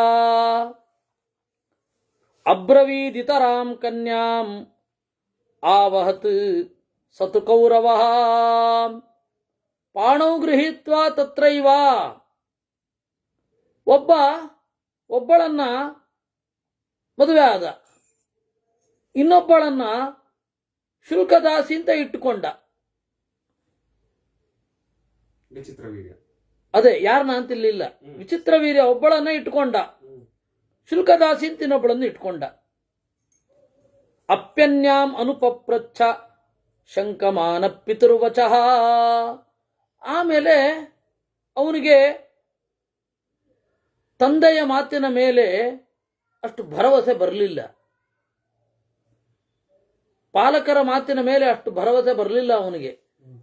ಒಬ್ಬರನ್ನ ಶುಲ್ಕದಾಸಿ ಅಂತ, ಇನ್ನೊಬ್ಬರನ್ನ ಮದುವೆಯಾದವಳು ಧರ್ಮಾರ್ಥ ಕಾಮಗಳಲ್ಲಿ ಭಾಗಿನಿ ಅಂತ ತಗೋ. ಗೊತ್ತಾಗಲಿಲ್ಲ ಅವನಿಗೆ. ಯಾಕೋ ಸಮಸ್ಯೆ ಇದೆ ಅಂತ ಅನ್ನಿಸ್ತು ಅವನಿಗೆ. ನಿರ್ಣಯ ಬರ್ತಾ ಇಲ್ಲ. ಅಬ್ರವೀದಿತರಾಂ ಕನ್ಯಾಂ ತಥೋಹಮಬ್ರವಂ ರಾಜನ್ ಆಚಾರೇಪ್ಸುರಿದಂ ವಚಃ ಆಚಾರಂ ತತ್ವತೋ ವೇತ್ತುಂ ಇಚ್ಛಾಮೀತಿ ಪುನಃ ಪುನಃ. ನಾವಾಗ ಶಂತನು ಇರಲಿಲ್ಲ, ಬಾಹಲಿಕನನ್ನ ಕೇಳಿದೆವು. ಶಂತನು ವಿಚಿತ್ರ ವೀರ್ಯ ಮತ್ತು ಚಿತ್ರಾಂಗದರ ಬಾಲ್ಯದಲ್ಲಿಯೇ ಶರೀರವನ್ನು ಬಿಟ್ಬಿಟ್ಟಿದ್ದ. ಶಂತನುವಿನ ಅಣ್ಣ ಅಂದ್ರೆ ಭೀಷ್ಮರ ದೊಡ್ಡಪ್ಪ ಬಾಹಲಿಕ. ಭೀಷ್ಮರ ತಮ್ಮನಿಗೂ ಅಂದ್ರೆ ವಿಚಿತ್ರ ವೀರ್ಯ, ಚಿತ್ರಾಂಗದ ಸತ್ತೋಗಿದ್ದ, ವಿಚಿತ್ರ ವೀರ್ಯ ಇದ್ದ. ಆ ವಿಚಿತ್ರ ವೀರ್ಯನಿಗೂ ದೊಡ್ಡಪ್ಪ ಅಂದ್ರೆ ಅಪ್ಪನೇ ತಾನೆ, ದೊಡ್ಡ ಅಪ್ಪ. ಈ ಅಪ್ಪ ಅಂತ ಕರೆದ್ರೆ ಗುರ್ತು ಸಿಗಲ್ಲ ಅಂತ ದೊಡ್ಡಪ್ಪ ಅಂತ ಕರೆಯೋದು. ಅಪ್ಪನೇ ತಾನೆ, ಅದಕ್ಕೆ ಪಿತಾ ಅಂತಾನೆ ಪ್ರಯೋಗ ಸಂಸ್ಕೃತದಲ್ಲಿ. ಪಿತೃವ್ಯ ಅಂತ ಪ್ರಯೋಗ ಮಾಡ್ಬೋದು ಹಬ್ಬಬ್ಬ ಅಂದ್ರೆ. ಜ್ಯೇಷ್ಠ ಪಿತೃವ್ಯ, ಕನಿಷ್ಠ ಪಿತೃವ್ಯ ಅಂತ ಹೇಳಿ ನಾವೀಗ ಮಾಡ್ಕೊಂಡಿರೋದು. ಅವಾಗೆಲ್ಲ ಅದಿರ್ಲಿಲ್ಲ. ಏನಂತ? ಪಿತಾಮಮ ಮಹಾರಾಜ ಬಾಹ್ಲೀಕೋ ವಾಕ್ಯಮಬ್ರವೀತ್ ಯದಿ ವಾ ಶುಲ್ಕತೋ ನಿಷ್ಠಾ ನ ಪಾಣಿಗ್ರಹಣಂ ತಥಾ. ಅವನು ಹೇಳಿದ, ಬಾಹ್ಲಿಕ ಈಗಣ ಭಾರತದ ಪಂಜಾಬ್, ಇಂಡಿಯನ್ ಪಂಜಾಬಿನವ ಅವನು ಬಾಹ್ಲಿಕ. ಅವನು ಹೇಳ್ತಾನೆ, ಯದಿ ವಾ ಶುಲ್ಕತೋ ನಿಷ್ಠಾ ನ ಪಾಣಿಗ್ರಹಣಂ ತಥಾ. ಈಗ ಶುಲ್ಕ ಕೊಟ್ಟು ಮದುವೆ ಆಗ್ತೇನೆ ಅನ್ನೋದ್ರಲ್ಲಿ ಅರ್ಥವೇ ಇಲ್ಲ ಅಂದ್ಬಿಟ್ಟ ಅವನು. ಒಂದೋ ಮದುವೆ, ಒಂದೋ ಶುಲ್ಕ. ಇದು ಪಾಣಿಗ್ರಹಣ ಸಪ್ತಪದಿ ಎಲ್ಲ ಇಲ್ವೇ ಇಲ್ಲ ಇದರಲ್ಲಿ. 7 ಹೆಜ್ಜೆಗಳನ್ನು ಇಡುವಾಗ ಇಶ ಏಕ ಪದೇ ಭವ,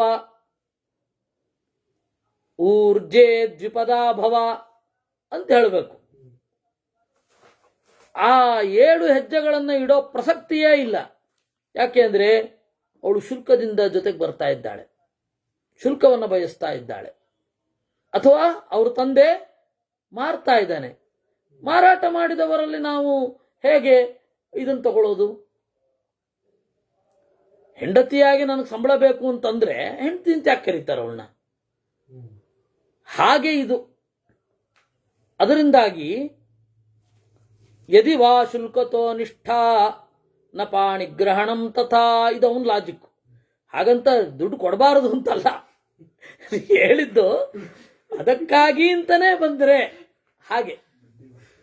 ಅವಳು ಕನ್ಯಾಧನ ಅಂತ ಹೇಳಿ ಬಂದ್ರೆ ಲಾಜೋಪ್ತಾರಂ ಉಪಾಸೀತ ಪ್ರಾಪ್ತ ಶುಲ್ಕ ಪತಿವ್ರತ. ಲಾಜಹೋಮ ಮಾಡಬೇಕು ಅಂದ್ರೆ ಕನ್ಯಾಶುಲ್ಕ ಬಿಡಬೇಕು. ಕನ್ಯಾಶುಲ್ಕ ಬಿಟ್ಟಿದ್ದರೆ ಲಾಜಹೋಮ ಮಾಡ್ಲಿಕ್ಕೆ ಅಧಿಕಾರ ಇರೋದು ಇಲ್ಲ. ಲಾಜಹೋಮ ಆಗಬೇಕು ಅಂದ್ರೆ ಧರ್ಮದಲ್ಲಿ ಜೊತೆ ಆಗ್ತೇನೆ ಅಂತ. ಈ ವಧು ಏನಿದ್ದಾಳೆ, ಯಾವ ಹುಡುಗಿಯನ್ನು ಮದುವೆ ಆಗ್ತಾನೆ, ಅವಳು ತಮ್ಮ ಮದುವೆ ಆದ ಕೂಡಲೇ ಮೊದಲನೆಯ ಉಪಾಸನಾಗ್ನಿಗೆ ನನ್ನ ಸಪೋರ್ಟ್ ಇದೆ, ನನ್ನ ತಂಗಿಯನ್ನ ಅಥವಾ ನನ್ನ ಅಕ್ಕನನ್ನ ಮದುವೆಯಾದ ನಿಮಗೆ ಅಗ್ನಿಹೋತ್ರದಲ್ಲಿ ನಾನು ಸಹಕಾರ ಕೊಡ್ತೇನೆ ಅಂತ ಹೇಳಿ ಅದರ ಒಂದು ಇದು. ಅಂದ್ರೆ ನೀವು ಧರ್ಮದಲ್ಲಿ ನಡಿಲಿಕ್ಕೆ ನಮ್ಮ ಸಹಕಾರ ಇದೆ ಅಂತ ತಮ್ಮನೋ ಅಣ್ಣನೋ ಹೇಳುವಂಥದ್ದು. ಈಗ ಯಾಕೆ ಕೊಡ್ತಾ ಇದೀವಿ ಅಂತ ಕೂಡ ಗೊತ್ತಿಲ್ಲ. ಹೇಳಿದ್ರೆ ಅರಳು ಕೊಡು, ಕೊಟ್ವಿ. ಇದು ನಮ್ಮ ಸಮಸ್ಯೆ. ಲಾಜೋಪ್ತಾರಮುಪಾಸೀತ ಪ್ರಾಪ್ತ ಶುಲ್ಕ ಪತಿವ್ರತ ನಹಿ ಧರ್ಮವಿದ ಪ್ರಾಹು ಪ್ರಮಾಣಂ ವಾಕ್ಯತ ಸ್ಮೃತಿ ಯೇಷಾಂ ವೈ ಶುಲ್ಕತೋ ನಿಷ್ಠಾ ನ ಪಾಣಿರ್ಗ್ರಹಣಂ ತತಃ. ಅದಕ್ಕೆ ಬಾಹ್ಲಿಕ ಹೇಳಿದ, ಪ್ರಹ್ಲಾದ ಹೇಳ್ತಾ ಇದ್ದಾನೆ ಅಂತ ಇಟ್ಕೊಳ್ಳಿ ಇದನ್ನ. ಬಾಹ್ಲಿಕ ಪ್ರಹ್ಲಾದನ ಅವತಾರ. ಪ್ರಹ್ಲಾದ ಹೇಳ್ತಾ ಇದ್ದಾನೆ ಅಂತ ಇಟ್ಕೊಳ್ಳಿ. ಧರ್ಮವನ್ನ ಬಲ್ಲವರು ವಾಕ್ಯತಃ ಪ್ರಮಾಣಂ ನಾಹುಹು, ಅಲ್ಲಿದೆ ಅಂತ ಕೋಟ್ ಮಾಡೋದಲ್ಲ ಪ್ರಮಾಣ. ಮಾನಸಿಕವಾದ ಪರಿವರ್ತನೆಯನ್ನು ತಗೊಳ್ಬೇಕು. ಯೇಷಾಂ ವೈ ಶುಲ್ಕತೋ ನಿಷ್ಠಾ, ಯಾರು ಕನ್ಯಾಶುಲ್ಕವನ್ನು ಪಡೆದಿರ್ತಾರೆ ಅವಳ ಸಂಬಂಧಿಕರು ಯಾರೇ ಪಡೆದಿರಲಿ ಇವಳನ್ನು ಮಾರಾಟ ಮಾಡದ ಹಾಗೆ, ಅಲ್ಲಿ ಪಾಣಿಗ್ರಹಣ ಇಲ್ಲ. ಪ್ರಸಿದ್ಧಂ ಭಾಷಿತಂ ದಾನಂ ತೇಷಾಂ ಪ್ರತ್ಯಸನಂ ಪುನಃ ಯೇ ಮನ್ಯಂತೆ ಕ್ರಯಂ ಶುಲ್ಕಂ ನತೆ ಧರ್ಮವಿದೋ ಜನಾಃ. ಪ್ರಸಿದ್ಧಂ ಭಾಷಿತಂ ದಾನಂ. ದಾನ ಅಂದ್ರೇನು? ಶುಲ್ಕ ತಗೊಳ್ಳದೆ ಇರೋದು ಅಂತಾನೆ ಅರ್ಥ. ಶುಲ್ಕ ತಗೊಂಡ್ರೆ ಅದು ದಾನ ಆಗಲ್ಲ ಸ್ವಾಮಿ, ವಿಕ್ರಯ ಆಗತ್ತೆ. ಈಗ ಯೋಚನೆ ಮಾಡಿ, ಕವಚ ಕುಂಡಲದ ದಾನ ಅಂತ ಎಲ್ಲಿಯಾದರೂ ಬಂದಿದೆಯಾ? ಏನು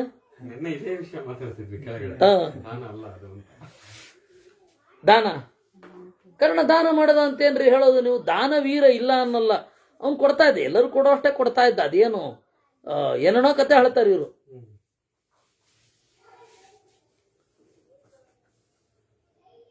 ಒಳ್ಳೆ ದಾನ, ಅವನ ಒಳ್ಳೆಯ ಗುಣಗಳನ್ನ ಆಚಾರ್ಯರು ಕೊರಳು ಬಿಚ್ಚಿ ಹೇಳ್ತಾರೆ. ಎಲ್ಲಿ ಗುಣ ಇದೆಯೋ ಅಲ್ಲಿ ಹೇಳ್ಬಿಡ್ತಾರ ಅವರು. ಹೌದು, ಅದೇನು ಗುಣನಿಷ್ಠರು. ವೇದವ್ಯಾಸರು ಅಷ್ಟೇ ಗುಣನಿಷ್ಠರು.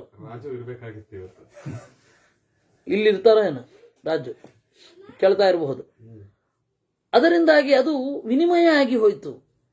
ನಾನು ದಾನ ಮಾಡ್ತೇನೆ ನನ್ನ ಕವಚವನ್ನ, ನೀನು ನನಗೆ ಶಕ್ತಿ ಆಯುಧ ಕೊಡು ಅಂದ್ರೆ ಏನ್ರಿ ಅದರ್ಥ? ಗೊಂದಲಗೆಟ್ಟ ಮನಸ್ಸು. ನೈವತೇಭ್ಯ ಪ್ರದಾತವ್ಯ ನ ವಿಕ್ರೇಯ ಕಥಂಚನ. ಅದರಿಂದಾಗಿ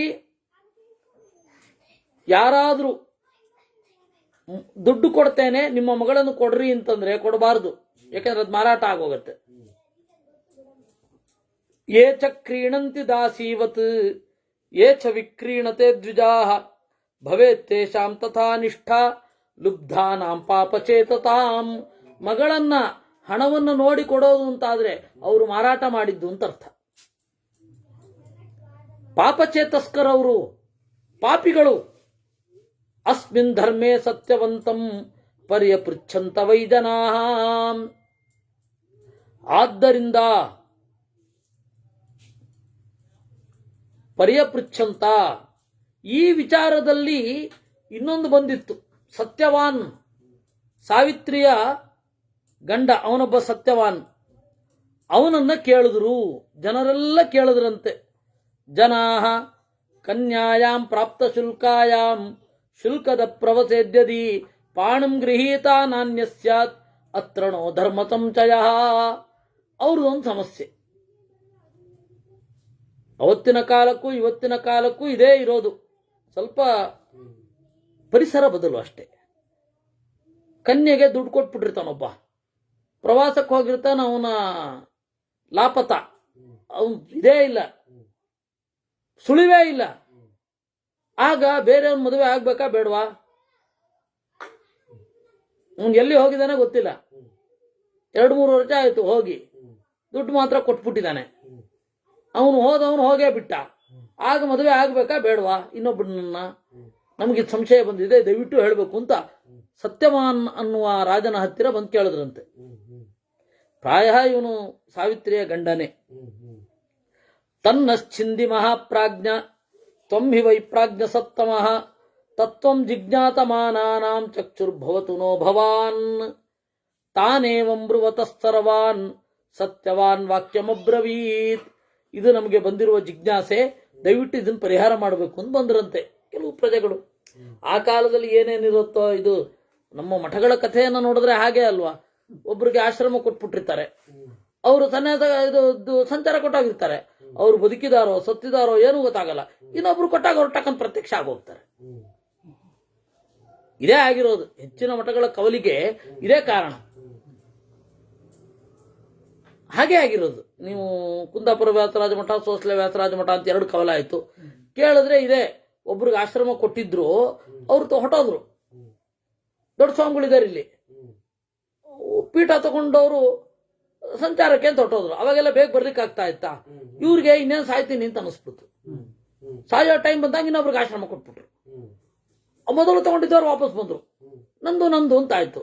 ಅದಕ್ಕೆ ಊರೇ ಹಿರಿಯರು ನಿಂತ್ಕೊಂಡು, ಸರಿ ನೀವಿಬ್ರಿಗೂ ಅರ್ಧ ಮಾಡಿ ಅಂತ ಅರ್ಧ ಮಾಡಿ ಕಳಿಸ್ಬಿಟ್ರು. ಹಾಗೆ ಆಗಿರೋದು. ಯಾಕಂದ್ರೆ ಸೋಸ್ಲೆ ವ್ಯಾಸರಾಜರು ಅಂತ ಒಬ್ಬರಿಲ್ಲ, ಕುಂದಾಪುರ ವ್ಯಾಸರಾಜರು ಅಂತ ಒಬ್ಬರಿಲ್ಲ, ಇರೋದು ಒಬ್ಬರೇ ವ್ಯಾಸತಿರ್ತಾರೆ. ಅದರಿಂದಾಗಿ ಈ ತರಹ ಕನ್ಯೆಗಾದ್ರೆ ಏನ್ ಸಮಸ್ಯೆ? ಸನ್ಯಾಸಿಗಳು ಬಿಡ್ರಿ, ಏನ್ ತೊಂದರೆ ಇಲ್ಲ. ಕನ್ಯೆಗಾದ್ರೆ ಏನ್ ಪ್ರಾಬ್ಲಮ್? ಆಗ ಸತ್ಯವಾನ್ ಮಾತನ್ನ ಆಡಿದ. ಯಥೇಷ್ಟಂ ತತ್ರದೇ ಯಾಸ್ಯಾತ್ ನಾತ್ರ ಕಾರ್ಯ ವಿಚಾರಣ ಕುರುವತೆ ಜೀವತೋಪ್ಯೇವಂ ಮೃತೆ ನೈವಾಸ್ತಿ ಸಂಚಯ. ಅವನು ಬದುಕಿದ್ರು, ಕನ್ಯೆಗೆ ಒಳ್ಳೆಯವನು ಬಂದ್ರೆ, ನಿಮಗೆ ಶುಲ್ಕ ಸಿಕ್ಕಿದ್ರು, ಯೋಗ್ಯವಾದವನಿಗೆ ಇಷ್ಟವಾದವನಿಗೆ ಕೊಟ್ಟು ಬಿಡಿ. ಯಾಕೆಂದ್ರೆ ಅವನು ಹೋಗೇ ಬಿಟ್ರೆ ಗತಿ ಏನು? 1 ವರ್ಷ ಸರಿ, 2 ವರ್ಷ ಸರಿ, 3-4 ವರ್ಷ ಹಾಗೆ ಹೊಟ್ಟೋದ್ರೆ ಏನರ್ಥ ಅದಕ್ಕೆ ಅಲ್ವಾ? ಅದರಿಂದ ಕುರುವತೆ ಜೀವತೋಪ್ಯೇವಂ, ಅವನು ಬದುಕಿದ್ದರೂ ಕನ್ಯೆಯನ್ನ ಇಲ್ಲಿ ಅವಳನ್ನ ಕಾಯುತ್ತದೆ, ಬೇರೆಯವರು ಕೊಡೋದೇ ಯೋಗ್ಯ. ಸತ್ತುಬಿಟ್ರಂತೂ ಸಂಶಯವೇ ಇಲ್ಲ, ಅವನು ಸತ್ತೋಗಿದ್ರೆ. ಆ ತರಹ ಆಗೋಗ್ತಾ ಇದ್ರು ಹಿಂದೆ. ಧಾರವಾಡದಲ್ಲಿ ಒಂದು ಘಟನೆ. ಸ್ವಾಮಿಗಳು ಪಾದಪೂಜೆಗೆ ಹೋದಾಗ ಯಾವುದೋ ಒಂದು ಮನೆ, ಯಾವುದೋ ಅಂತ ನೆನಪಿಲ್ಲ, ಅವ್ರ ಹೆಸರು ನೆನಪಿಲ್ಲ ನನಗೆ. ಸ್ವಾಮಿ, ಇಲ್ಲೊಂದು ಧರ್ಮದ ಸಮಸ್ಯೆ ಬಂದಿದೆ. ಏನು? ಅವರು ಯಾರೋ ಒಬ್ರು, ಅವ್ರಿಗೆ ವಯಸ್ಸಾಗೋಗಿತ್ತು, ನಾವು ನೋಡುವಾಗ ವಯಸ್ಸಾಗೋಗಿತ್ತು. ಒಂದು ದೊಡ್ಡ ಯಾಗ ನಡೀತಂತೆ ಎಲ್ಲೋ ಹೈದರಾಬಾದಿನಲ್ಲೋ ಎಲ್ಲೋ ದೊಡ್ಡ ಯಾಗ. ಹೋದ್ರಂತೆ, ವಾಪಸ್ಸು ಬಂದ್ರಂತೆ. ಆಗ ಒಬ್ರು ಯಾರೋ ಕೇಳಿದ್ರಂತೆ, ಅದು ಹೆಣ್ಣು ಕೊಟ್ಟ ಮಾವ ಕೇಳಿದಂತೆ, ಎಲ್ಲಿ ನನ್ನ ಮಗಳು ಅಂತ. ಅಯ್ಯೋ ಬಿಟ್ಟು ಬಂದ್ಬಿಟ್ಟೆ ಅಂದ್ರಂತ. ಅವರು ಮರ್ತು ಬಂದ್ಬಿಟ್ಟಿದ್ದಾರೆ. ಮತ್ತೆ ಹುಡುಕಿದರೆ ಸಿಗಲೇ ಇಲ್ಲ, ಎಲ್ಲಿ ಹೋದ್ರು ಗೊತ್ತಿಲ್ಲ. ಎಲ್ಲ ಕಡೆ ಇಡೀ ಭಾರತ ಹುಡುಕಿದ್ರು, 7 ವರ್ಷಗಳು ಹುಡುಕಿದ್ರು. ಆದ್ರೂ ಏನು ಕ್ರಿಯೆ ಇಲ್ಲ, ಸಿಗಲಿಲ್ಲ. ಅದಕ್ಕೆ ಆ ಊರಿನ ಧರ್ಮಶಾಸ್ತ್ರಜ್ಞರು ಹೇಳಿದ್ರಂತೆ, ಇಲ್ಲ ಇಲ್ಲ, ನೀವು ಶ್ರಾದ್ದ ಮಾಡಬೇಕಾದದ್ದು, ಮಾಡಲೇಬೇಕು. ಯಾಕೆಂದ್ರೆ ಒಬ್ಬ 7 ವರ್ಷ ಕಾಣದಿದ್ದರೆ ಮಾಡಬೇಕು. 6 ವರ್ಷ 5 ವರ್ಷ ಬರದಿದ್ದರೆ, ತಂದೆಯೋ ತಾಯಿಯೋ ಹೋದರೆ ಆಸ್ತಿ ಇವನಿಗೆ ಬಂದಿರುತ್ತೆ. ಮತ್ತೆ ಇವನು ಕರುಣೆ ಇತ್ತು ಅಂದ್ರೆ 7-8 ವರ್ಷಗಳಾದ್ಮೇಲೆ ಬಂದ ತಮ್ಮನಿಗೋ ಅಣ್ಣನಿಗೋ ಆಸ್ತಿ ಕೊಡ್ಬೋದು, ಇಲ್ಲಾಂದ್ರೆ ಕೊಡೋ ಅಗತ್ಯ ಇಲ್ಲ. ಹಾಗೆ ನಾವು ಹುಡುಕಿದೆವು, ಸಿಗಲಿಲ್ಲ ಅಂತ ಹೇಳಲಿಕ್ಕೆ ಘಟಶ್ರಾದ್ದ ಇರೋದು. ಘಟಶ್ರಾದ್ದ ಇರೋದು ಹೆಂಡತಿಗೆ ಅಂತ ಅನ್ಕೊಂಡಿದ್ದಾರೆ, ತಪ್ಪದು. ಕಣ್ಮರೆಯಾದ ಎಲ್ಲರಿಗೂ. ಇನ್ನು ಉತ್ತರಾಧಿಕಾರದ ಅರ್ಹತೆ ಇಲ್ಲ ಅಂತ ಹೇಳುವಲ್ಲಿ ಅದು ಪ್ರಯೋಗ ಆಗುವುದು. ಈ ಹಿನ್ನೆಲೆಯಲ್ಲಿ ಶುಲ್ಕವನ್ನು ತಗೊಂಡಿರ್ತಾರೆ. ಆಗಬೇಕಾದ ವರ ಹೊಟ್ಟೋಗಿರ್ತಾನೆ. ಯಾರು ಮದುವೆ ಆಗಬೇಕೋ ಅವನು ಹೊಟ್ಟೋಗಿರ್ತಾನೆ. ಅವಾಗೇನು ಮಾಡೋದು? ಯಾರು ಯೋಗ್ಯರಿರ್ತಾರೆ ಅವ್ರಿಗೆ ಕೊಟ್ಟು ಬಿಡೋದು. ಅವನೊಬ್ಬ ಕಣ್ಮರೆ ಆಗಿರ್ತಾನೆ, ಉಳಿದವರೆಲ್ಲ ಅವನ ಮನೆಯವರೆಲ್ಲ ಇರ್ತಾರೆ. ಆ ಸಂದರ್ಭದಲ್ಲಿ ಮಾತನಾಡಿಯೇ ಕೊಡಬೇಕು ಅಂತ ಅವನು ಸತ್ಯವಾನ್. ದೇವರಂ ಪ್ರವಿಜೇತ್ ಕನ್ಯಾ ತಪ್ಪೇದ್ವಾಪಿ ಮಹತ್ತಪಃ. ಇಲ್ಲ, ಅವನಲ್ಲಿ ಉತ್ಕಟವಾದ ಮನಸ್ಸಿತ್ತು ಕನ್ಯೆಗೆ ಅಂದ್ರೆ ಯಾರನ್ನೂ ಮದುವೆ ಆಗದೆ ತಪಸ್ಸು ಮಾಡ್ಲಿಕ್ಕೂ ಅವಕಾಶ ಇದೆ ಅವಳಿಗೆ. ಅವಳು ಆ ಹುಡುಗನನ್ನ ಉತ್ಕಟವಾಗಿ ಇಷ್ಟಪಟ್ಟಿದ್ಲು, ಅವನನ್ನ ಬಿಟ್ಟು ಬೇರೆಯವರನ್ನ ಕಲ್ಪಿಸಿಕೊಳ್ಳಿಕ್ ಸಾಧ್ಯ ಇಲ್ಲ ಅಂದ್ರೆ ಅವಳು ತಪಸ್ಸು ಮಾಡ್ಕೊಂಡಿರ್ಬಹುದು. ಎಲ್ಲ ಕೊಟ್ಟಿದ್ದಾರೆ. ನಮ್ಮ ಸಮಾಜ ಬಹಳ ಮುಂದುವರೆದಿದ್ದು, ಬಹಳ ಪಕ್ವವಾದದ್ದು. ಲಿಖಿತ್ವೈವತು ಕೇಶಾಂಚಿತ್ ಅಪರೇಶಾಂಶತೈರಪಿ ಇತಿಯೇ ಸಂವದಂತ್ಯತ್ರ ತಯೇತಂ ನಿಶ್ಚಯಂ ವಿದುಹು. ವಾಸ್ತವವಾಗಿ ಇದನ್ನ ಡಾಕ್ಯುಮೆಂಟ್ ಮಾಡಬೇಕು, ಬರೆದಿಡಬೇಕು. ಅಲ್ಲಲ್ಲ, ಇಲ್ಲಿರೋದು ಲಿಖಿತ್ವೈವತು ಕೇಶಾಂಚಿತ್, ಅದನ್ನು ತೋರಿಸ್ಬೇಕು. ಅವನ ಅಕಸ್ಮಾತ್ ಬಂದ್ರೆ ಈಗ ಅನ್ಯಾಯ ಆಯ್ತು ಅಂತ ಹೇಳಿ, ಹೀಗೊಂದು ಅನ್ಯಾಯ, ಇದು ಹೀಗಾಯ್ತು, ಇವಳು ಈ ರೀತಿ ಇದ್ದಾಳೆ, ಬೇರೆಯವ್ರನ್ನ ಮದುವೆ ಆಗಿದ್ದಾರೆ, ನಿಮ್ಮನ್ನು ಬಹಳ ಹುಡುಕಿದ್ವಿ ಅಂತ ಹೇಳಲಿಕ್ಕೆ ಗ್ರಾಮಸ್ಥರ ಸಾಕ್ಷಿ ಬೇಕು. ಯಾಗದಲ್ಲಿ ಬಿಟ್ಟವರ ಕಥೆ ಏನಾಯ್ತು ಅಂತಂದ್ರೆ, ಅವರು ಶ್ರಾದ್ದ ಮಾಡಿಸೋದು. 7 ವರ್ಷ ಆದ್ಮೇಲೆ, ಅದನ್ನೇ ಹೇಳಿದ್ವಿ, 7 ವರ್ಷ ಆದ್ಮೇಲೆ ಶ್ರಾದ್ದ ಮಾಡಬೇಕು. ಕಾಣದೆ ಹೋದ್ರೆ, ಬೇರೆ ಬೌಟ್ಸೇ ಗೊತ್ತಾಗಲಿಲ್ಲ ಅಂದ್ರೆ ಅದರ್ಶನಂ ತಸ್ಯ ಮೃತೇರ್ ನಿದರ್ಶನ. ಇದೆಲ್ಲ ಯಾವಾಗ ಗೊತ್ತ ಸಮಸ್ಯೆ ಆಗೋದು? ಯಾರೋ ಫ್ರೆಂಡ್ಸು 10 ವರ್ಷ ಆದ್ಮೇಲೆ ನೋಡಿದೆವು, 20, ಅದು ಸಮಸ್ಯೆ ಅಲ್ಲ. ತೀರ ಈ ತರಹದ ಪರಿಸ್ಥಿತಿಗೆ ಬಂದಾಗ ಮದುವೆ ಆದವರು ಅಥವಾ ನಮ್ಮ ಜೊತೆಗೆ ದಾಯವನ್ನ ಉಣ್ಣುವವರು, ಅದರದ್ದೆಲ್ಲ ಪಾಣಿಗ್ರಹಣ ಮಂತ್ರಾಣಾಂ ತತ್ಪಾಣಿಗ್ರಹಣಾತ್ ಪೂರ್ವಂ ಉತ್ತರಂ ಯತ್ರ ವರ್ತತೆ ಸರ್ವಮಂಗಲ ಮಂತ್ರಂ ವೈ ಮೃಷಾವಾದಸ್ತು ಪಾತಕಃ. ಆದರೆ ಇದು ಯಾವುದೇ ಆಗಲಿ ಪಾಣಿಗ್ರಹಣ ಆದ್ಮೇಲೆ ಈ ತರಹದ ಅವಕಾಶ ಇಲ್ಲ. ಯಾಕೆಂದ್ರೆ ಅದೇ ಕೊನೆ. ವಿಶೇಷತಃ ಪಾಣಿಗ್ರಹಣ ಮಂತ್ರಾಣಾಂ ನಿಷ್ಠಾ ಸ್ಯಾತ್ ಸಪ್ತಮೇ ಪದೇ. ಸಪ್ತಪದಿಯೇ ಮದುವೆಯ ಮುಖ್ಯವಾದ ಭಾಗ. ಪಾಣಿಗ್ರಹಣ ಮಂತ್ರಗಳೆಲ್ಲ ಕೊನೆ ಆಗೋದು ಸಪ್ತಪದಿಯಲ್ಲಿ, 7ನೆಯ ಹೆಜ್ಜೆಯಲ್ಲಿ. ಪಾಣಿಗ್ರಾಹಸ್ಯ ಭಾರ್ಯಾಯಾಃ ಯಸ್ಯ ಚಾದ್ಭಿಪ್ರದೀಯತೆ. ಅದರಿಂದಾಗಿ ಅವನಿಗೆ ಪೂರ್ತಿ ದಾನ ಅಂತ ಮಾಡಿದ್ದು. ಈ ಎಲ್ಲ ಹಿನ್ನೆಲೆಯಲ್ಲಿ ಇದೆಲ್ಲ ಎಕ್ಸೆಪ್ಷನಲ್ ಕೇಸ್. ಸಾಮಾನ್ಯವಾಗಿ ಮದುವೆ ಆಗಬೇಕಾದ್ರೆ ಅನುಕೂಲಾಂ ಅನುವಶಾಂ ಭ್ರಾತ್ರಾ ದತ್ತಾಂ ಅಪಾಪಿಕಾಂ ಪರಿಕ್ರಮ್ಯ ಯಥಾ ನ್ಯಾಯಂ ಭಾರ್ಯಾಂ ವಿಂದೇ ದ್ವಿಜೋತ್ತಮಃ.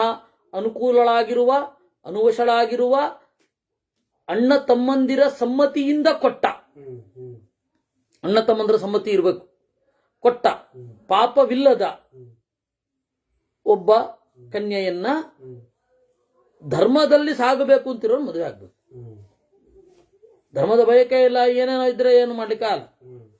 ಇದು ಇಷ್ಟು ಚಿಂತನೆ ಅಂತ ಹೇಳುವಲ್ಲಿಗೆ 40ನೇ ಅಧ್ಯಾಯ ಮುಗೀತು. 41ನೇದನ್ನು ಮತ್ತೆ ನೋಡುವ ಮುಂದಿನ ಸೋಮವಾರ. ಈಗ ಏನಿದೆ, ನಾವು ನಾಳೆ ಮತ್ತೆ ನಾಡಿದ್ದು ಮತ್ಸ್ಯ ಪುರಾಣ ಇದೆ ಸಂಜೆ. ನಾಳೆ ಬೆಳಗ್ಗೆ ಕುಮುದಮ್ಮನವರ ಮನೆಯಲ್ಲಿ ಅಗ್ನಿ ಪುರಾಣ ಇದೆ, ವಿಷ್ಣು ತತ್ವ ನಿರ್ಣಯ ಇದೆ. ಕೃಷ್ಣಾರ್ಪಣಮಸ್ತು.